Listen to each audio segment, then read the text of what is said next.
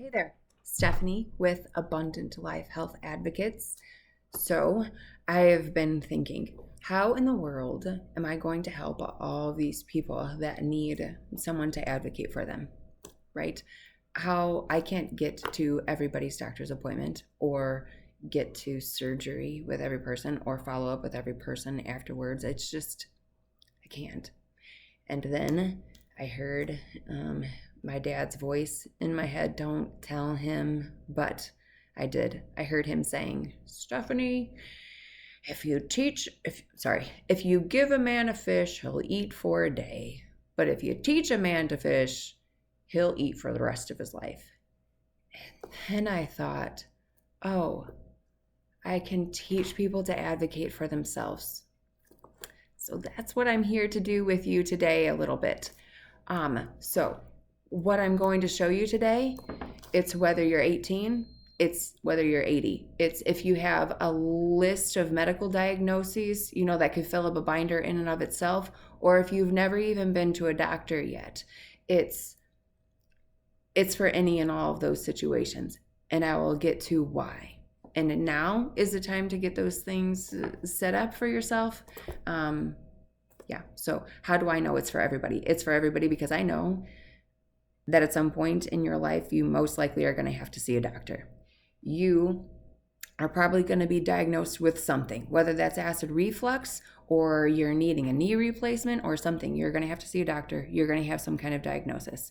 You are going to be prescribed a medication at some point in your life. And then it's possible that you would have to be hospitalized also. The other thing is, you're going to pass away someday. Right. That hits home a little bit, right? Because I know there's been a lot of loss in our community lately. A lot. Some of it's been pretty personal to me. Some of it's been a little more distant, but it's all painful. And so I think we've all seen a little bit how important it is to know how to navigate these things and to be ready for them a little bit because they are inevitable. So how are we going to do that? Well, I have some tools, some that I've prepared myself, some that I've employed from other places. So let me just walk you through them. Now, some of them are super simple, and you know what? That's okay, because that's better than nothing, even if it's just simple. So here's my little binder. It has a place on it for your name and your birthday right on the front so that you can identify who it's for. Then on the inside, we open it up, there's an emergency contact card here. This you can fill out and put right in your wallet. Name, your birthday, your phone number, emergency contact numbers, and we're going to revisit this at the end, but super important to fill out and to keep in your wallet. I know from experience that if you're ever the John Doe in an emergency room and nobody can't figure out who this person is, they'll look through your wallet to see if they can find something with emergency numbers on it. So fill that out, keep it in your wallet. Okay. Then over here, we have this information sheet. With basic demographic things, a couple places for emergency contacts because people aren't sitting around waiting for you to have an emergency. So it's kind of nice to have some options. Your medical history, your family history, surgical history, implanted devices. And then I would suggest that you make a copy of your implant cards and you could keep those in here. Also, you could keep a copy of your insurance card in here because just for ease of access reasons, really. There are copies of the originals of these sheets so that you can change them out if you need to, if they've been written on. Okay, next tab is for your medications. It has a place for your pharmacy and for their phone number, allergies, and what your reactions are. I would write down anything in here. If your mom told you that you are allergic to penicillin, go ahead and write that in here. Your physician or healthcare provider can go through more questions about that to kind of pinpoint your allergy issues. Medications,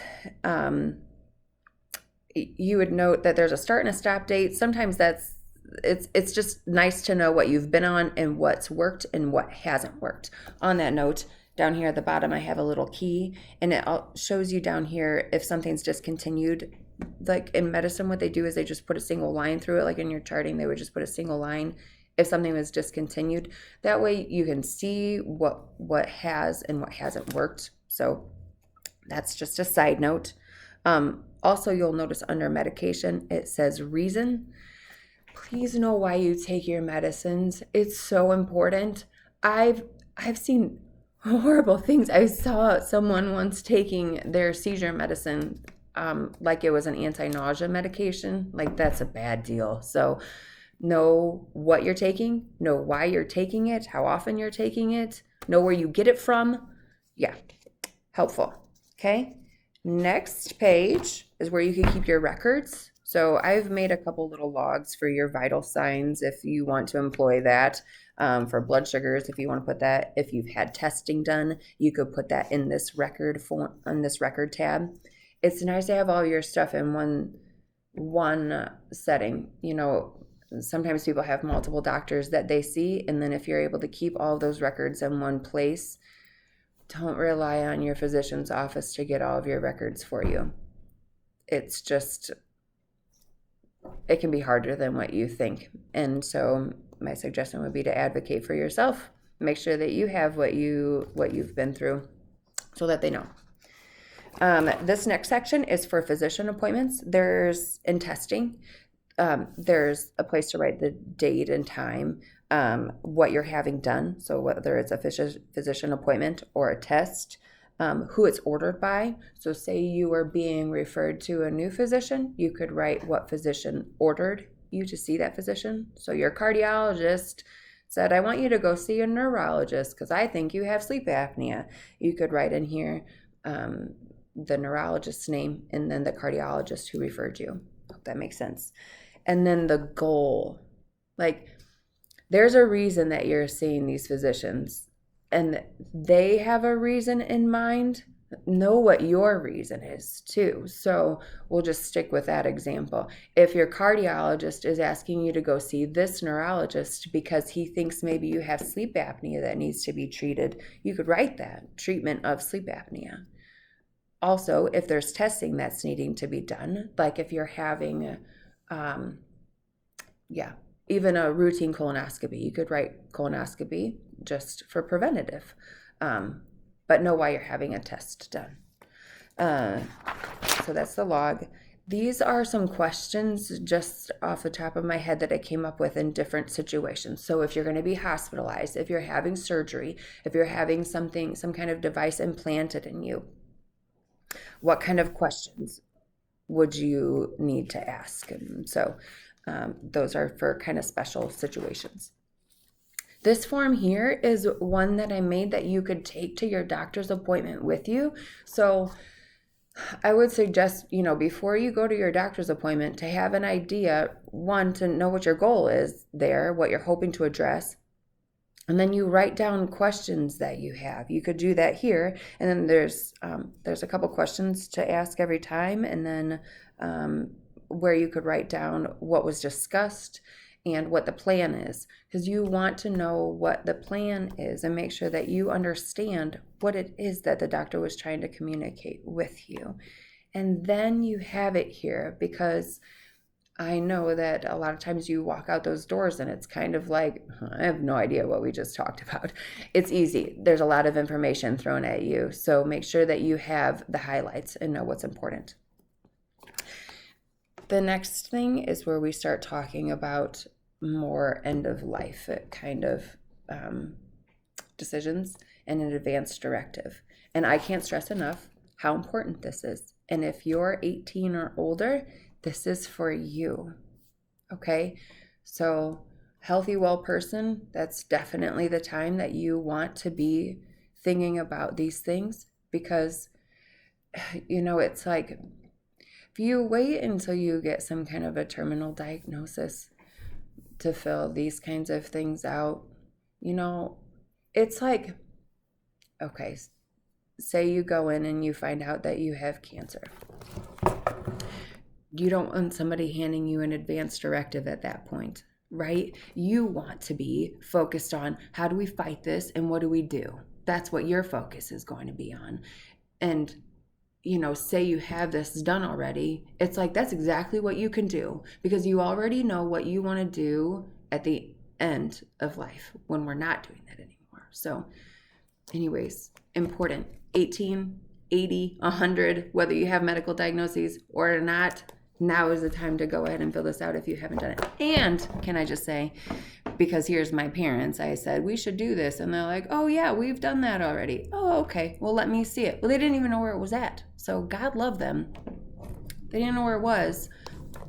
And maybe you do know where yours is, but do you know what it says?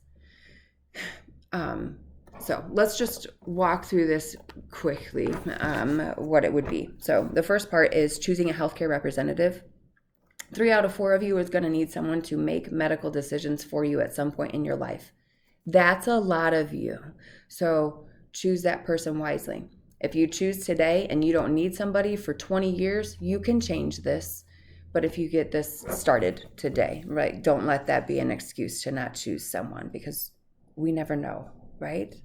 So that's the first part. The second part is making your health choices.